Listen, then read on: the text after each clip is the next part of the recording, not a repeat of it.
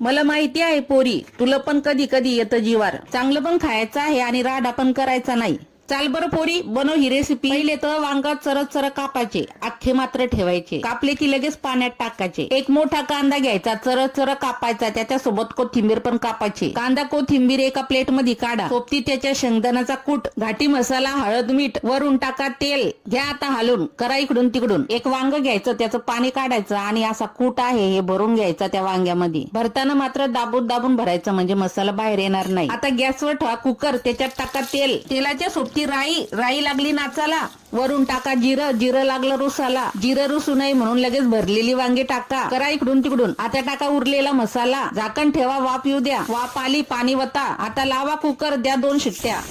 मारल्या 2 शिट्ट्या, काढा झाकण आणि बघा कशी फर्स्ट क्लास भाजी रेडी आहे. आता बघतेस काय पोरी, ठोक एक लाईक. ले येते जीवार तुला. झाली भरलेल्या वांग्याची भाजी, घ्या खाऊन.